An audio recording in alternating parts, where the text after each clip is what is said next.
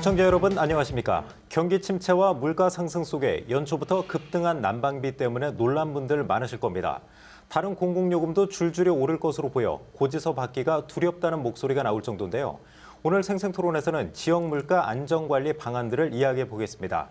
그러면 토론에 함께할 분들 소개하겠습니다. 남궁호 세종시 경제산업국장 나오셨습니다. 네, 안녕하십니까? 대전 세종연구원에서 김성표 책임연구위원 시간 내주셨고요. 안녕하십니까. 다음은 충남대 경제학과 정세은 교수 자리하셨습니다. 네, 안녕하세요. 마지막으로 소상공인 시장진흥공단 김원중 대전 충청 본부장과 함께하겠습니다. 네, 안녕하십니까? 그러면 준비된 영상 보시고 본격적인 토론 이어가겠습니다.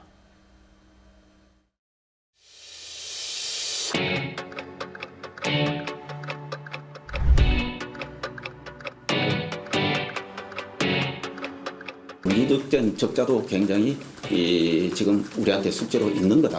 우리 국민들의 부담 부분을 저희들이 봐가면서 적정한 시점에 또 적정한 수준의 요금 조정 문제를 검토하겠다.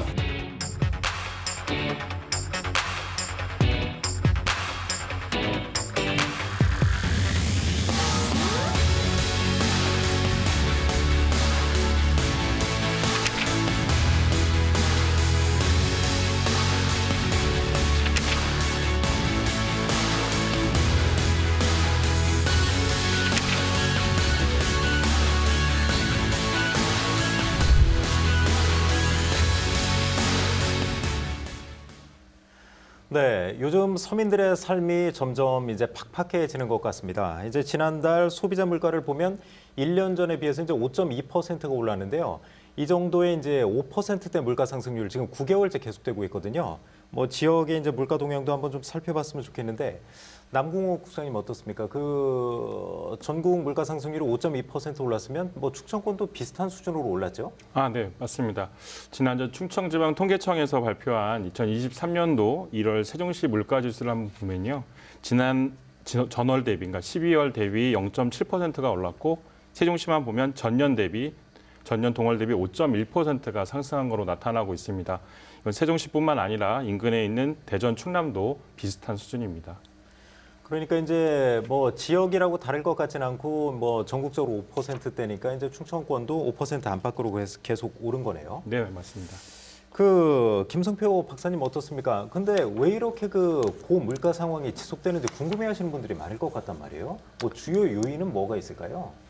네, 물가 상승의 주요 요인은 코로나19를 거치면서 이제 시중에 많은 돈이 풀린 점과 그리고 미중의 패권 전쟁, 또 보호무역주의, 또 러시아 우크라이나 전쟁을 거치면서 원자재 가격이 상승한 것들이 복합적으로 좀 영향을 미쳤다고 볼 수 있고요. 또 최근에 공공요금 인상도 물가 상승의 큰 부분으로 나타나고 있습니다. 그러면 지금 뭐 여러 가지 말씀을 하셨는데 그런 이제 사안들이 해소가 된다면 그때는 물가가 좀 안정될 수 있는 측면으로 이해를 해도 상관없을까요? 그렇죠. 이게 여러 가지 이제 요인들이 어느 정도 완화가 된다면 물가가 내려가는 데는 영향을 미칠 수 있습니다. 그러나 이게 경제적인 요인들이 또 우리나라 한국 상황에 또 영향을 미치기 때문에 네. 지속적으로 좀 봐야 될 필요가 있습니다. 네. 빨리 아무튼 뭐 여러 가지 이제 삶이 좀 힘들어지고 있는데 그런 부분들이 좀 해소가 돼서 물가가 좀 빨리 안정이 됐으면 좋겠습니다. 그 상인들의 한번 얘기도 좀 들어보고 싶습니다. 이제 김원중 본부장님 나오셨는데 상인들 많이 접촉하시잖아요. 네, 그렇습니다. 저희도 이제 식당 가서 이제 물어보고 하면 코로나19 때보다 요즘이 더 힘들다. 이렇게 좀 극단적으로 말씀하시는 분들도 있는데 한번 목소리 들어보셨어요? 좀 어떻습니까? 실질적으로 저희 소진군 같은 경우는 소상공인 전통시장 경기 동향을 전망을 갖다 계속 월별로 파악을 해서 소상공인 시장 경기 동향 지수를 저희가 계속 발표를 하고 있는데요. 네. 설 명절을 맞이해가지고 1월 달에는 체감하는 경기는 굉장히 좋아졌습니다. 오히려 5% 정도로 예. 체감하는 경기는 BSI 지수가 5% 정도 상승하는 전월 대비 오히려 크리스마스 때보다도 더 좋았다고 이야기를 합니다. 특히 전통시장에서 더 그런 이야기를 하고 있고요. 네. 반면에 설 명절이 지나고 나다 보니까 아무래도 2월 맞아 보니까 아까 우리 박사님께서 이야기했듯이 유가 상승이라든지 그다음에 공공요금 인상 이런 것들로 소비자 지갑이 또 닫고 있다. 그래서 2월 전망 같은 경우에는 오히려 5% 정도가 또 하락하고 있고, 네. 그러니까 100 미만인 경우에는 거기가 경기가 어렵다고 파악하고 있는데, 전통시장 같은 경우에는 오히려 27.6%가 포인트가 떨어져서 전통시장에서 실제적으로 오히려 2월 들어서 앞으로도 월별 경기에 대한 전망이 더 암울하다고 볼 수 있습니다. 실제 상인들도 그렇게 얘기를 하고 있고요.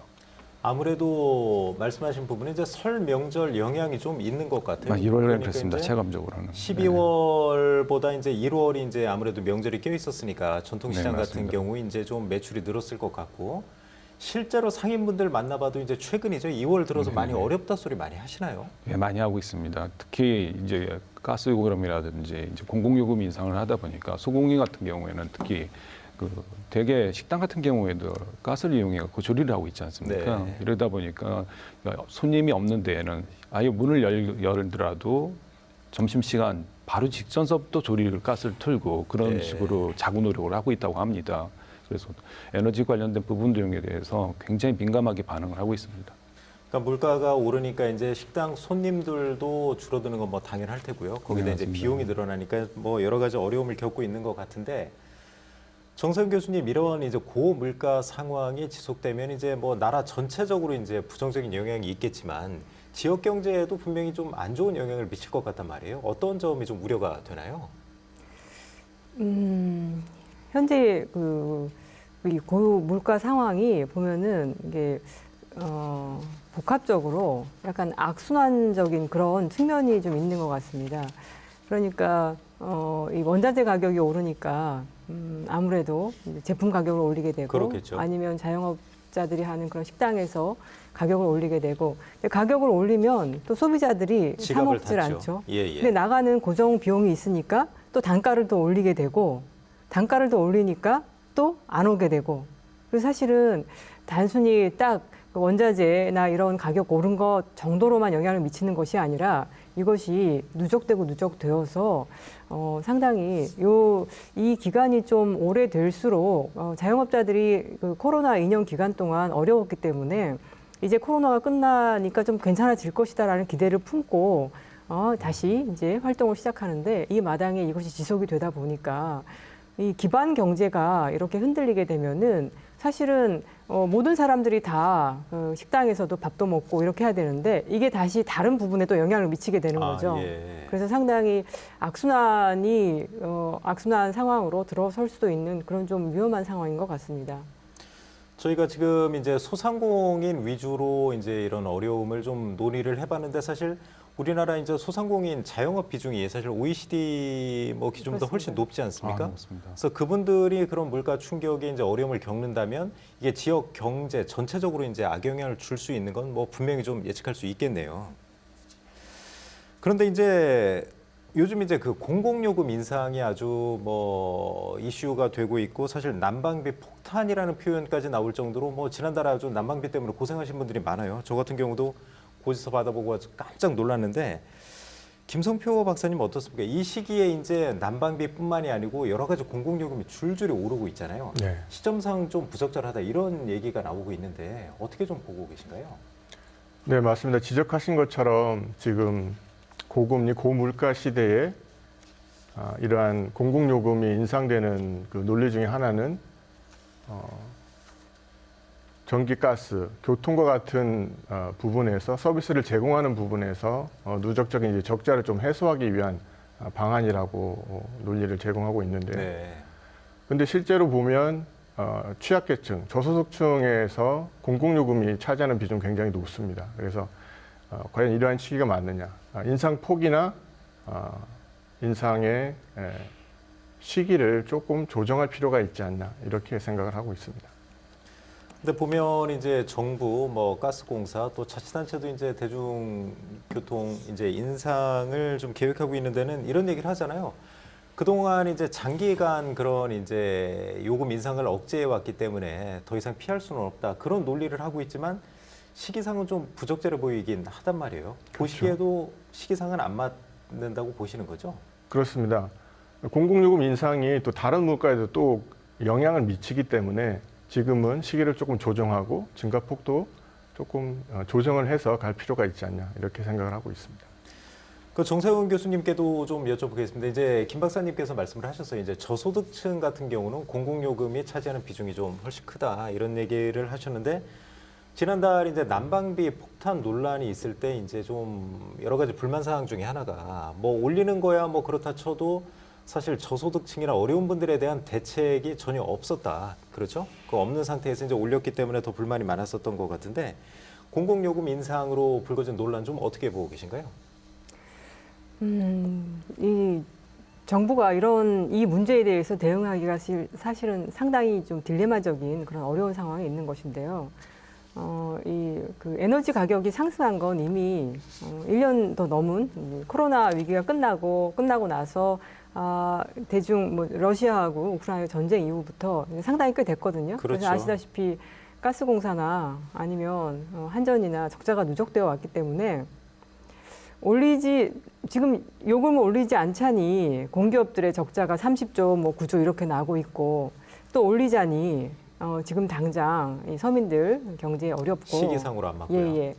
그래서 저는 서서히 이제 그 약간 로드맵 비슷하게 이렇게 좀 방향성을 좀 제시해 줘야 될 것 같습니다. 정부가 세제를 국고를 투입해서 이 문제를 막지 않는다면 사실은 그것도 하나의 방안일 수 있는데요. 정부가 국고를 투입할 수도 있는데 국고를 투입하지 않겠다라고 하면은 이렇게 올리더라도 특히 어려움에 처하게 된 서민 계층을 위해서 바우처 제도라던가 아니면 그 누진 제도를 조금 강화해서 아주 기본적인 그런 필요량에 대해서는 아주 낮은 가격을 부과한다던가 비용을 부과한다던가 이런 여러 가지 대응 방안을 좀 모색을 해서 적응할 수 있게 그렇게 좀 해줘야 되지 않는가 그렇게 생각합니다. 네, 알겠습니다. 아무튼 여러 가지 이제 이런 논란이 있다 보니까 이제 자치단체별로 긴급 대책들을 지금 많이 내놓고 있습니다. 그 남궁호 국장님 어떻습니까? 그 세종시에서도 분명히 대응을 좀 하고 계실 것 같은데 얼마 전에 그 시장님께서 이제 긴급 브리핑도 하셨단 말이에요. 네네, 그 맞습니다. 내용을 한번 좀 설명을 해주시죠. 네.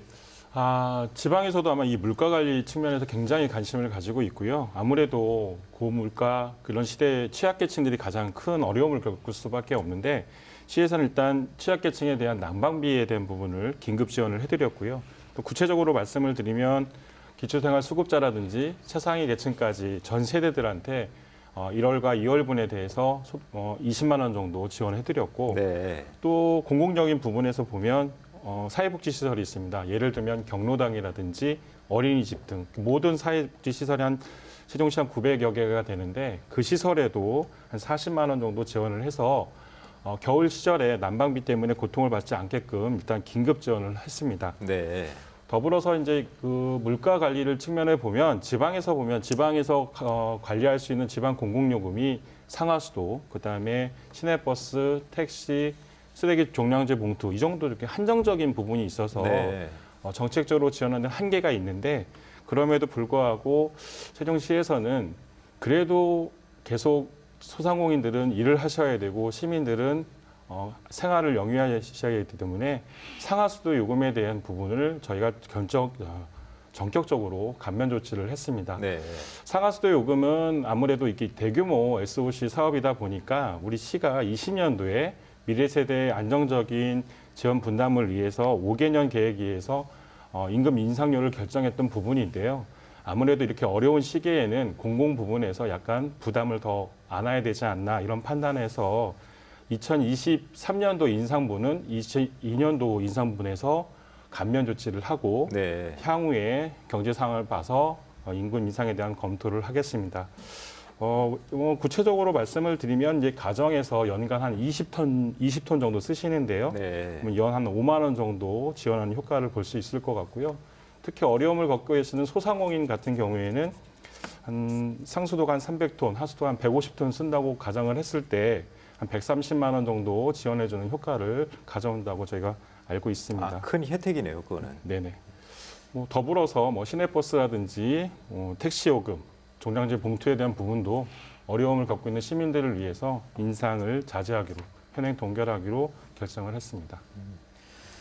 뭐 동결은 좋은데 이제 뭐 현실에 맞춰서 이렇게 바로바로 인상하는 부분도 있잖아요. 네. 그러면 동결을 하면 그만큼 이제 시 재정이 투입돼야 되는 것 같은데 거기에 대한 부담은 좀 없으신가요? 물론 있습니다. 이거 다 시민이 어려우면 저희 공공부도 어렵지만 이런 시기일수록 우리 공공 있는 부분에서 더 절약해야 될 필요가 있고요.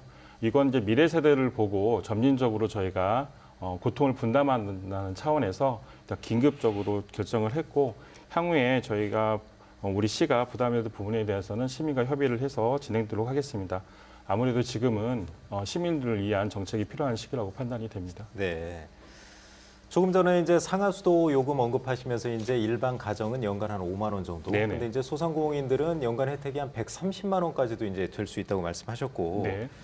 사실 뭐 쓰레기 종량제 봉투 가격이나 대중교통 요금 뭐 200원 오르는 게 어떤 분들은 뭐 큰 뭐 혜택이 안 될 수도 있다고 하지만 어려운 분들한테는 이것도 아주 큰 혜택이 될 것 같거든요. 네, 맞습니다. 네. 맞습니다. 한 가지 더 궁금한 게 이제 세종 시민들도 이 프로 많이 보실 텐데 그 여민전에 대해서 좀 궁금해하시는 분들이 많이 있어요. 이제 대전 같은 경우는 지역 화폐를 없앴단 말이에요. 네. 근데 여민전 같은 경우는 이제 혜택을 늘리신다고 발표하셨다던데 그 부분도 한번 설명을 해주시죠. 네. 여민전 같은 경우에는 2019년도 이후에 코로나 이후에 지역 경제 활성화를 위해서 도입한 제도인데요. 네. 그동안 세종시에 있는 소상공인들을 위해서 많은 도움을 주셨습니다. 물론 소상공인들한테도 지원이 됐지만 시민들도 어려운 경제 사정에 많은 도움을 받았다는 그런 성과 분석이 있었습니다. 시에서는 그동안 3천억에서 3,300억, 올해 같은 경우에는 3,630억 정도, 그러니까 매년 10% 정도 발행 규모를 늘려오고 있고요. 네.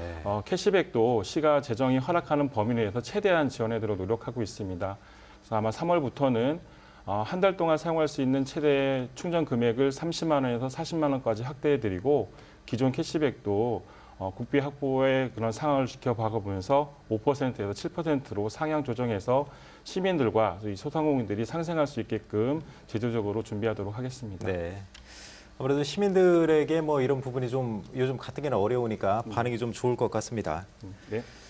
그 김원중 본부장님께도 좀 여쭤볼게요. 이제 물가가 사실 잡는다는 게 이제 쉽지는 않지만 그래도 물가 안정 분위기가 좀 사회적으로 번지고 해서 좀 안정이 됐으면 좋겠는데 그 착한 가격 업소에 대해서 이제 자치단체에서 그런 혜택을 주기도 하고요. 네. 뭐 여러 가지 대책이 있을 텐데 그 시장 소상공인들 입장에서 보면 어떤 요구를 좀 하시나요? 물가 안정 대책으로.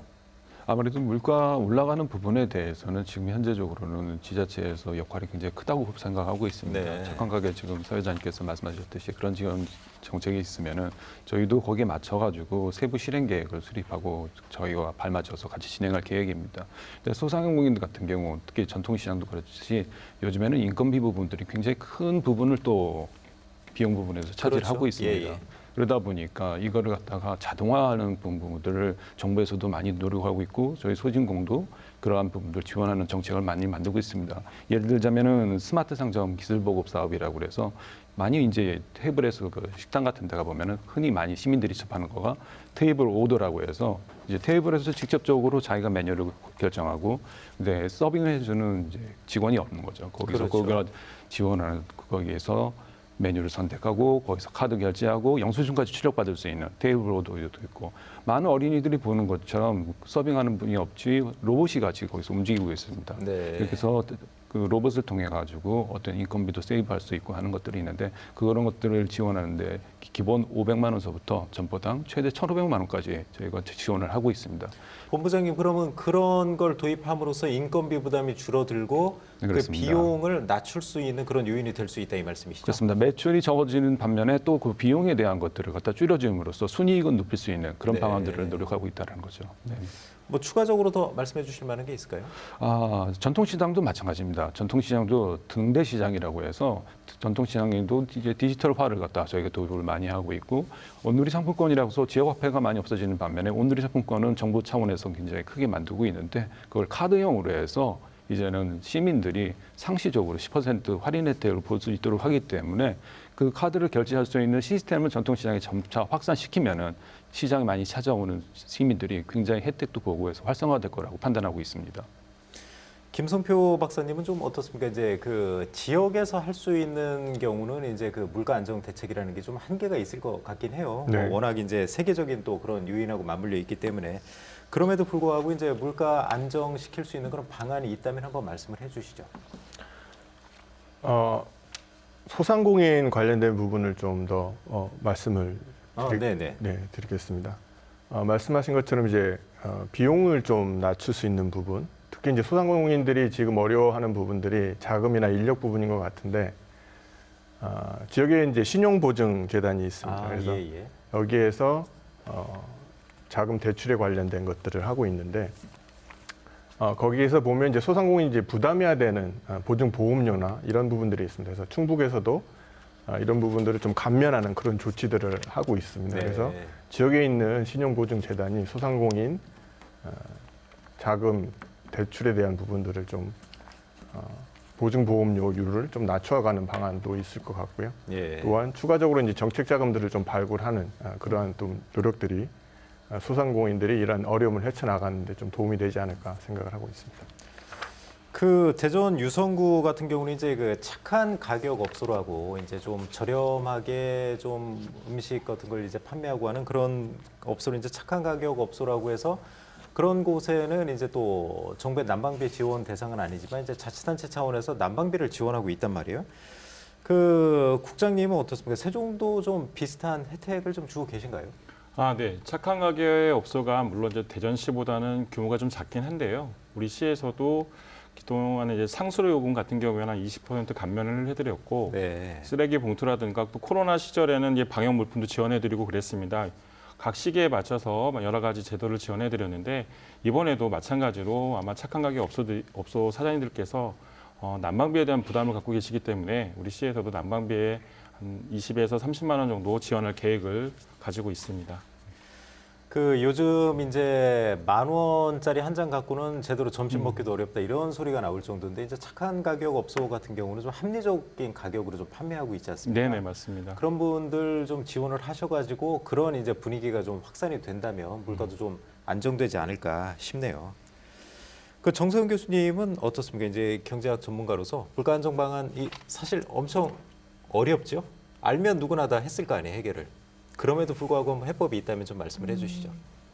글쎄요, 저 방금 우리 선생님들께서 이미 여러 가지 지자체에서 할 수 있는 소상공인 대상의 이제 그런 정책들을 말씀하셨고, 그런데 제가 좀 우려하는 것은 뭐 최근에 어려운 상황들이 좀 해소가 되면 다시 물가가 안정될 것이다 이렇게 생각들을 많이 하시는데 사실은 이 현재 이게 물가를 밀어 올리는 이 근본적인 원인들은 상당히 구조적이고 장기적인 그런 문제들이어서 저는 쉽게 해결되기 어렵다라고 생각이 듭니다. 그런가요? 예. 예를 들어서 지금 에너지 가격이 근본적으로 한국은 원자재나 에너지가 없기 때문에 그것들을 다 수입해서 제품을 만들어서 제조업 강국인데 그런데 그 원자재 가격이 오르는 것이 예를 들어 지금 탄소 중립으로 가고 있잖아요. 네. 탄소 중립으로 가고 있으면서 이제 석유가 퇴출돼야 되거든요. 석탄이 퇴출돼야 되거든요. 그런데 우리는 여전히 석탄 발전이 많습니다. 그래서 천연가스가 가격이 제가 봤을 땐 러시아 우크라이나 전쟁이 끝나더라도 떨어지더라도 장기적으로는 계속 오를 수밖에 없고요. 그렇다고 하면 에너지 가격이 계속 오를 수밖에 없습니다. 그다음에 또 하나는 이제 인구 문제인데요. 인구가 줄어드는 것이 사람들이 이제 내가 경쟁을 덜해도 뭐 땅을 더 많이 쓸 수 있게 되고 이렇게 생각할지 모르지만 네. 이런 것입니다. 해외 여행을 갈 때 20명이 가면은 되게 싸게 갈 수 있거든요. 네. 근데 이게 2명이 가면 되게 비싸게 가거든요. 이제 규모의 경제라는 것이 사라지기 때문에 음식점에서도 왜 이렇게 가격이 오르냐?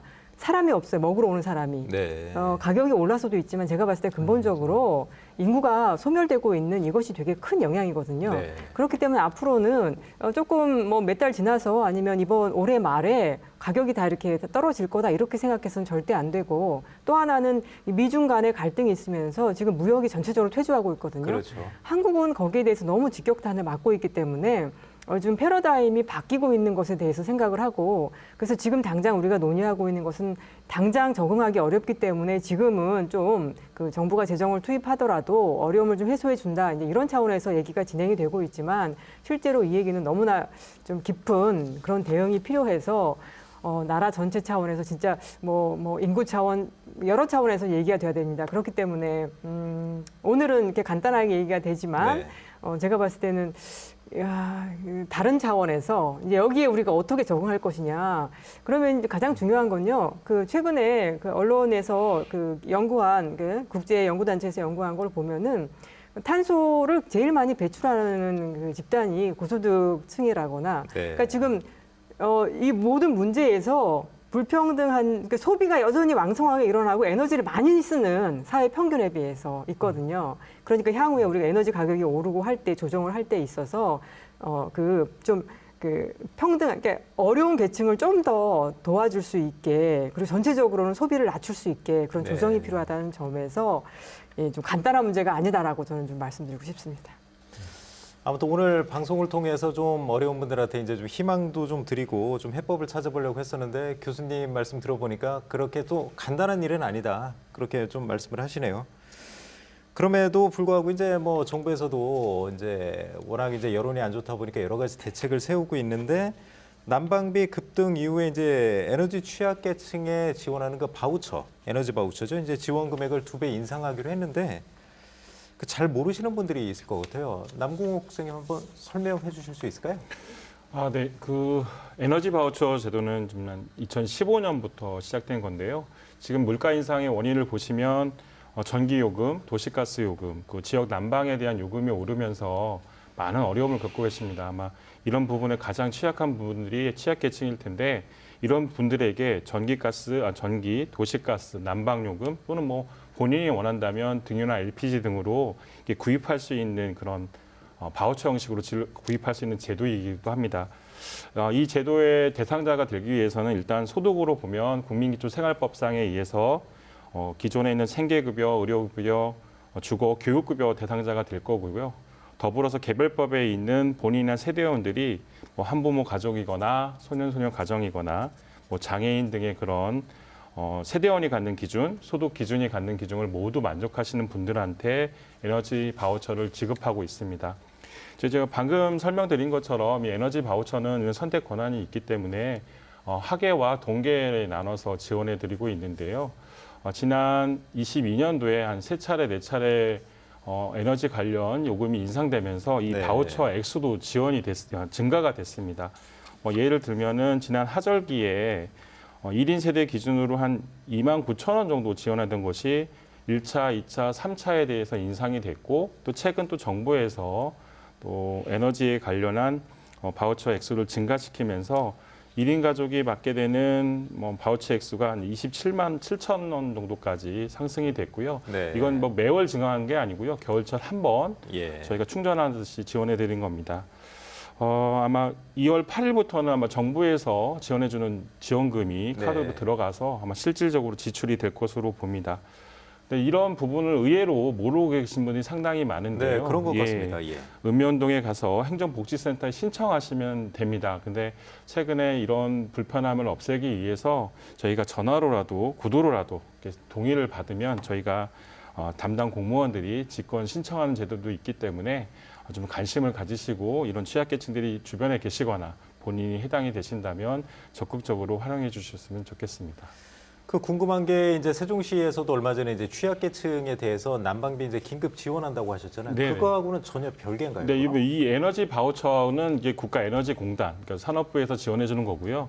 그럼에도 불구하고 이거는 한 달이 아니라 동절기 전체로 지원해 주는 액수이기 때문에 네. 지원받는 분에 봤을 때 굉장히 소액일 수가 있어서 저희 시에서는 별도로 서두에 말씀드린 것처럼 이 취약계층에 추가적으로 20만 원을 더 지원해 드리고 있습니다. 네. 그 취약계층 분들한테는 뭐 당연히 이제 가야 되는 혜택이지만 이제 소상공인들도 사실 에너지를 많이 쓰잖아요. 조리나 이제 난방 맞습니다. 과정에서. 네네. 또 소상공인들은 사실 이런 혜택이 없다 보니까 거기에 대한 좀 불만도 있다고 해요. 어떻습니까? 좀 그런 얘기를 많이 들으셨죠, 본부장님? 뭐 매주 현장을 찾아가면서 이야기를 듣고 있는 상황인데요. 그 소상공인들도 아까 저희 세종시 국장님께서 설명했듯이 일반인들 국민기초생활보장법에 의해서 보장을 받는 분들에 대해서 에너지 바우처를 통해 지원을 받고 있지만 네. 사실 소상공인과 전통시장 상인들도 그러한 바우처 제도를 통해서 지원을 받을 수 있는 길이 좀 막막하거든요. 그래서 다들 그런 이야기를 합니다. 농어촌이라든지 특히 그런 데서는 그 면세유라든지 이런 것들 지원들을 갖다가 받고 있는데 그런 부분들을 갖다가 정부에서 특히 이제 산업부에서 많이 관여를 하고 있는 그런 네. 것들에 대해서 준비를 해준다면 소상공인과 전통시장 상인도 어떤 면세유의 활용 부분들을 좀 고민을 해주시면은 그 최소한의 어려움을 이겨낼 수 있는데 도움이 되지 않을까 생각합니다. 실질적으로 또 저희는 그거에 대해서 이제 긴급 경영 안전자금이라든지 그리고 어떤 작은 부분으로서 저희는 아직까지는 접근하는 방법에게는 지금 지원을 준비를 못 하고 있는 게 사실입니다. 네. 네. 그 김성표 박사님도 어떻습니까? 이제 아무래도 소상공인 분들이 좀 어렵다는 말씀을 많이 하고 계신데 사실 지원이 이제 취약계층이나 그런 쪽에만 집중이 돼 있고 사실 그동안 이제 소상공인들은 알아서 이제 장사해서 돈 벌어서 뭐 살아라. 사실 이런 뭐 분위기가 많았었잖아요. 그런데 그렇죠. 이분들도 좀 지원의 필요성이 좀 커지고 있는데 뭐 보완할 점이나 그런 게 좀 있을까요? 말씀하신 것처럼 이제 에너지 바우처 부분들을 소상공인들한테도 좀 제공할 수 있는 그러한 구상도 좀 필요한 것 그럼 같고요. 좋겠죠. 예. 네, 앞에서 말씀하신 착한 가격 업소 제도라든지 그리고 저희가 코로나 때 했던 착한 임대료 가격, 착한 임대료 제도 네. 이런 부분들도 좀 활성화시켜서 소상공인들이 비용을 좀 낮출 수 있는 조금 적극적인 그러한 개입이 좀 필요한 시기인 것 같습니다. 그럼 이어서 그 골목 상권을 좀 어떻게 살릴지 그 부분도 좀 한번 얘기해 보겠습니다. 뭐 김성표 박사님도 식사 많이 하시잖아요. 이제 골목 상권 많이 다니시고 이제 장도 보러 다니시고 할 것 같은데 많이 침체된 분위기는 많이 느끼시죠 요새? 맞습니다. 아무래도 이제 코로나 19를 거치면서 어려웠던 상황들이 조금 개선될 여지를 보이면서 좀 기대를 가져왔지만 최근에는 이제 다시 이제 어려워지는 고물가 거죠. 때문에 예, 예. 힘들어하는 상황들을 좀 볼 수가 있는데요. 특히 이제 세종시 같은 경우는 이제 그 공실률이 높다 보니까 맞습니다. 또 예. 상권 조성도 시간이 이제 걸리고 있는 그러한 상황입니다. 그래서 좀 장기적으로 봤을 때는 이러한 골목 상권을 살리기 위해서는 골목 상권의 어떤 그 생태계를 구축하는 것이 중요한 것 같습니다. 그래서 현 정부에서 추구하고 있는 로컬 크리에이터들을 통한 골목 상권 생태계를 조성해 나가는 그런 좀 장기적인 그림을 가져가야 될 것 같고요. 앞에서도 이제 말씀을 드렸지만 현재는 골목 상권 또 소상공인들이 가장 필요한 부분들에 지원이 필요한 상황입니다. 그래서 신용보증재단을 통한 어떤 금리 부분 앞에서도 말씀드렸고요. 그리고 또 인력들을 적시에 또 채용을 할 수 있는 그러한 또 네. 지원도 함께 가야 되지 않을까 생각을 하고 있습니다. 지금 김 박사님 이제 뭐 세종시의 사례를 말씀하셨는데 그 국장님 어떻습니까? 세종시 같은 경우는 이제 뭐 전체적인 경기 이제 물가 때문에 어려움을 겪는 면도 있지만 사실 공실률이 너무 높아서 그것 때문에도 좀 많이 골치를 썩고 계실 것 같아요. 네. 어떻게 좀 골목상권 살리는 그 대책 쉽지는 않은데 어떤 노력을 좀 하고 계신가요? 네. 뭐 세종시를 말씀드리면 뭐 우리 세종시의 문제가 아니라 모든 신도시, 뭐 최근에는 대전을 비롯한 구도심에도 똑같이 공실의 그렇죠. 문제를 가지고 계시는데 유독 세종시 같은 경우에는 한국부동산연구원에서 발표한 공실보다 자체 조사를 해보면 한 10% 포인트가 높은 수준으로 네. 나타나고 있습니다. 이게 아마 도시 성장 과정에서 겪을 수밖에 없는 성장통이기도 한데. 특히 또 코로나 이후 좀 반짝 경기가 있다가 다시 또 에너지 난 때문에 어려워하시는 소상공인들이 계십니다. 지금 김 박사님이 말씀해 주신 것처럼 우리 시가 관심을 갖고 있는 게 로컬 크리에이터 사업입니다. 네. 지역이 로컬의 색깔을 갖고 그 색깔에 만큼 상점가를 조성해주고 지원해드린다면 충분히 상가 공실도 회복할 수 있다 이렇게 판단을 하고 있는데요. 저도 젊다고 생각하지만 모든 젊은 세대들이 소비 가치 패턴을 보면 뭐 덕질이라고 하는 표현을 방송용어 좋지는 못겠지만 자기가 중심적으로 가치를 갖고 있는 소비에는 집중 소비하는 성향을 보이고 맞습니다. 있고 예. 특색 있는 소비, 가치 있는 소비, 나만의 그런 만족을 추구하는 소비를 하고 있기 때문에요. 이런 부분을 좀 찾아주는 로컬 크리에이터 사업에 지금 관심을 갖고 있습니다. 시에서는 이 로컬 크리에이터 사업을 하기 위해서 17가지 분야를 좀 지정해 놨고 네. 이제 상가를 가지고 계시지만 아이디어만 갖고 계시고 사업화를 못 하시는 부분이 있거든요. 네. 올해는 특히 아이디어를 내신 분들을 창업할 수 있게끔 하는 프로그램까지 직접적으로 좀 지원할 생각을 가지고 있습니다. 잘 됐으면 좋겠습니다. 그 정세훈 교수님도 이런 쪽에 좀 많이 연구를 하셨나요? 어떻습니까? 저는 아까 말씀드린 그 인구 감소 문제가 이 문제하고 딱 맞닿아 있는 것 같은데요. 사실 지금 자영업자들의 주력이 뭐 50대, 60대 이제 이런 분들이 쭉 은퇴하시면서 또 그 자리를 본인이 이제 업을 하다가 나간 그 자리를 임대로 내놓으려고 하지만 젊은이들이 없어요. 아, 그렇죠. 지금 사람을 못 구해서 인력을 못 구해서 어디나 또 어렵거든요. 자영업 영역도 저는 마찬가지인 것 같습니다. 그래서 공실률을 이거 낮추는 것도 이거 상당히 구조적인 문제여서 그러나 이제 명확한 거는 그냥 과거에 하던 그런 자영업 업소가 계속 조금만 도와주면 살아날 것이다. 이제 골목상권 살리기라고 하는 것이 과거에 하던 대로 이렇게 간다라고 하는 거 그것은 안 된다는 것은 다들 이제 인정하시는 것 같고 그렇죠. 예. 이제 고부가 가치로 업그레이드해서 왜냐면은 요새는 그 싸게 먹으려면은 편의점 뭐든지 많거든요. 네. 근데 편의점에 가고 가끔씩 아주 잘 먹고 싶을 때 그럴 때 외식을 하기 때문에 많이 바뀌어야 될 것 같습니다. 그 김원중 본부장님은 특히 이런 부분에 대해서 이제 관심이 많으실 것 같고 원래 네, 하는 맞습니다. 업무가 이쪽이시잖아요. 네, 그렇습니다. 어떻습니까? 좀 이쪽 노력을 많이 하고 계실 것 같은데 효과는 또 좀 빨리 나타나지는 않겠죠? 고민이 좀 있으실 것 같은데 어떻습니까? 사실 골목 상권 살리기에 위해서 가장 큰 그 핵심 요인은 단편적인 지원 이런 쪽에서 벗어나서 소상공인들이 자생력을 갖추고 특히 이제 스스로 혁신하고 변화하는 유통 환경에 적응해야 되는 것들이 있거든요. 예를 들자면 제가 2017, 18, 19년도에는 어떤 부산, 울산, 경남 지역에서 본부장을 해봤었는데요. 네. 거기서 그 지역에 부산도 역시 인구 감소를 굉장히 고민하고 있는데요. 자체적으로 해결한다고 생각하면 문제의 답은 없는 것 같습니다. 근데 어떻게 보면 부산 같은 경우에 제가 3년 동안 지켜봤을 때 축제 도시더라고요. 네. 외부에서 한겨울에도 부산국제영화제라든지 이런 외부에서 유입되는 관광 인구들이 워낙 굉장히 많죠. 많습니다. 예, 예.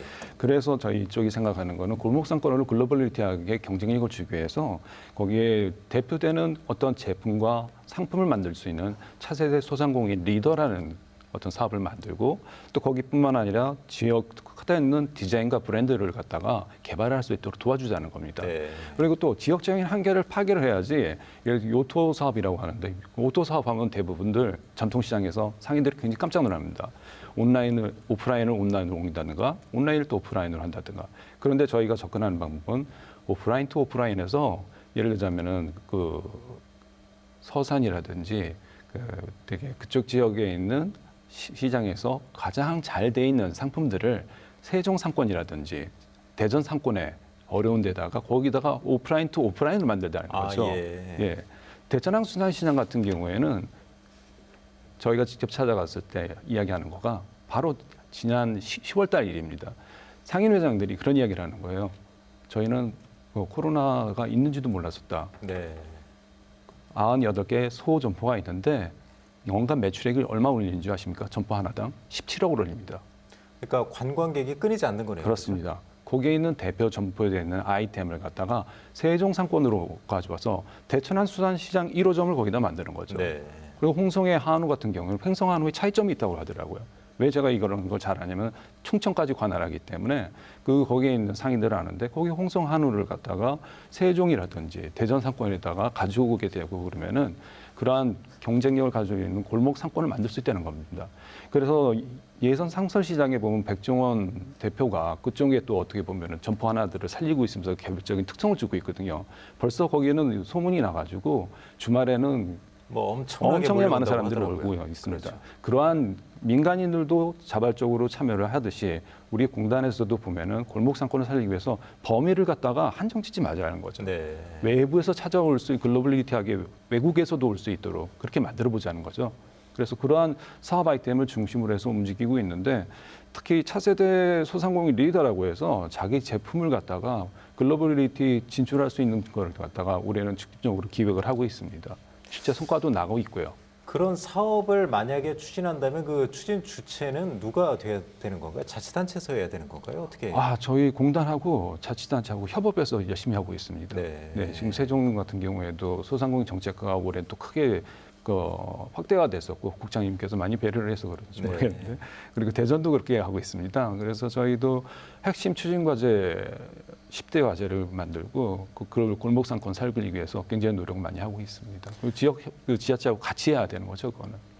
국장님 아까 말씀하신 그 로컬 크리에이터라는 것도 뭐 크게 보면 요 대책 중에 하나인가요? 아무튼 네, 맞습니다. 네. 그 김원종 본부장님이 말씀하신 거는 아무튼 그 예산에 이제 백종원 거리가 지금 요즘 엄청 히트를 치고 있다고 해요. 또 네. 부울경 쪽은 워낙 이제 관광객이 많고 한데 뭐 대전은 그렇다 치고 이제 세종을 만약에 놓고 본다면 세종은 외부의 관광객들을 끌어들일 요인이 아직은 좀 적지 않습니까?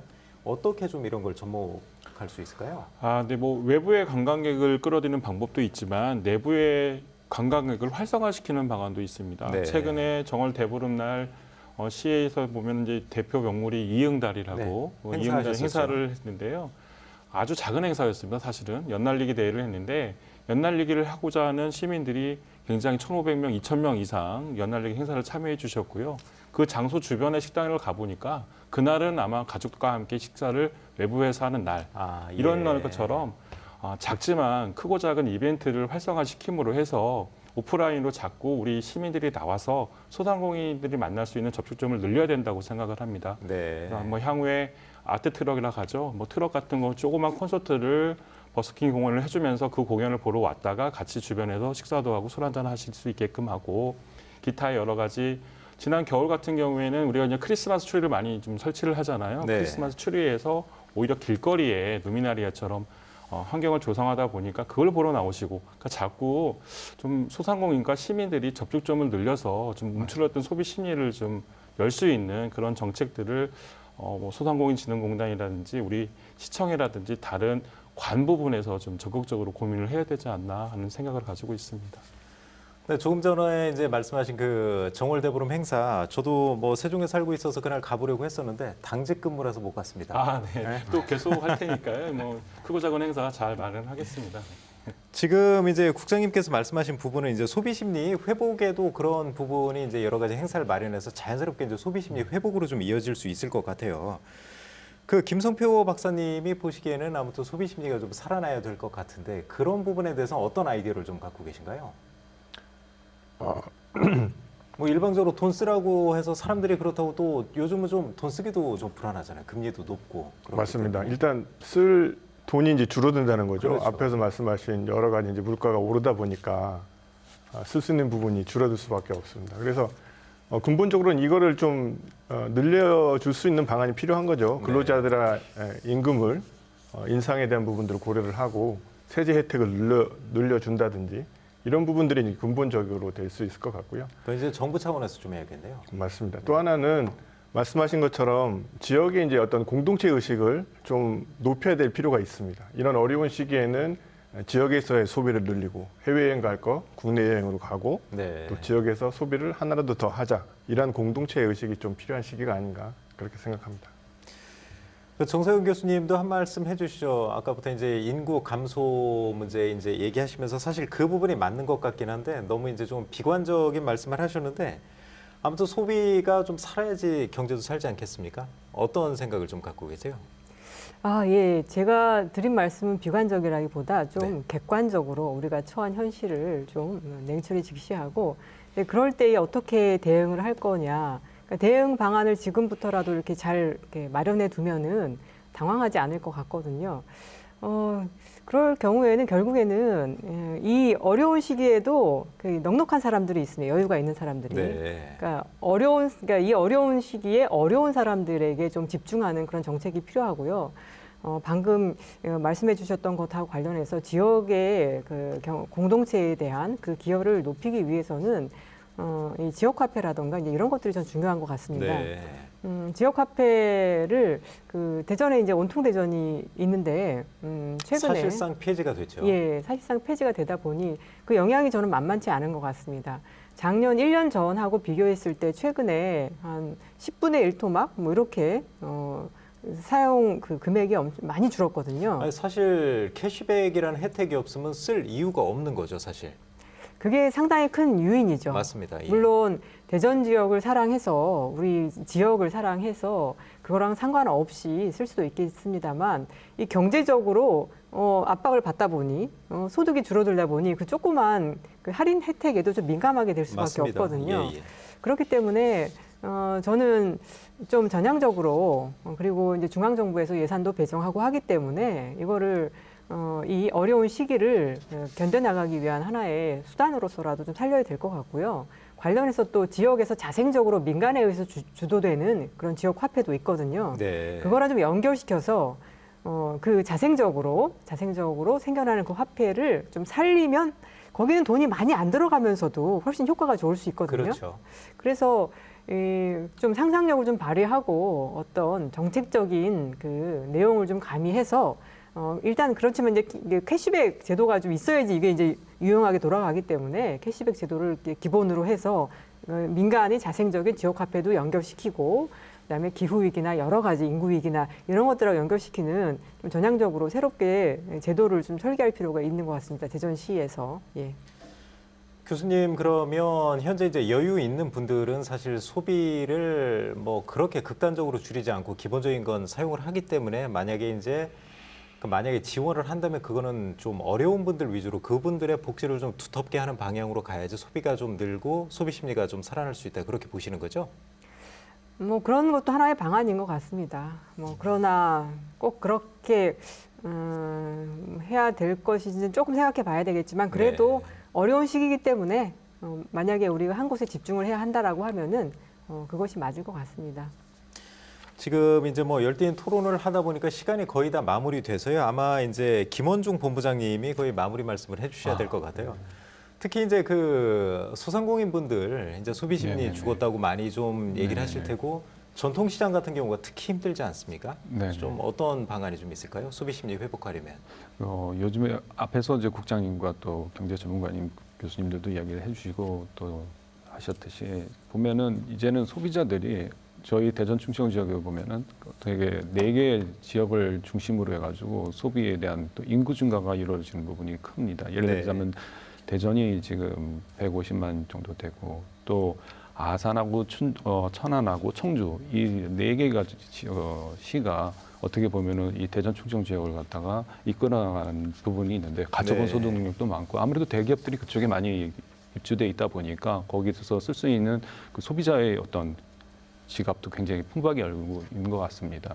거기에 이제 도시 외에는 전부 다 그 옥천이라든지 뭐 저기 서산 뭐 등등 해가지고 전부 다 인구가 감소하고 힘들어지고 있거든요. 네. 그래서 상인들도 굉장히 힘들어하는데 그 지역을 중심으로 해서 착한 소비가 많이 이루어지고 있습니다. 네. 지금 자기 기호를 이용해서 어떤 전통시장과 소상공인에서 그분들의 마음을 열 수 있는 어떤 마음을 다가가는 어떤 문화를 갖다 제시를 하면은 그거에 대해서 기꺼이 지갑을 연다는 거죠. 그래서 전통시장도 이제 변하고 있습니다. 저 예를 들자면 식자재에 대해서 우리가 알고 있을 때 보면은 예, 그 정도. 그 나눔 냉장고라든지 오히려 고객의 마음을 열고 있는 그 어떤 소비를 이끌어 나가는 것들이 더 시장을 활성화시키고 상인들도 장사가 잘 된다는 거죠. 그런 문화들을 갖다 이제 리드할 때가 됐다고 봅니다. 네, 알겠습니다. 네, 맹위를 떨치던 한파는 물러갔지만 이제 삶이 점점 더 팍팍해지면서 경기 한파는 여전한 것 같습니다. 그 고물가 시대 서민과 소상공인의 부담이 가중되지 않도록 모두의 지혜를 모아야겠습니다. 생생토론 여기서 마치겠습니다. 토론 함께하신 4분 모두 감사드리고요. 시청자 여러분 고맙습니다.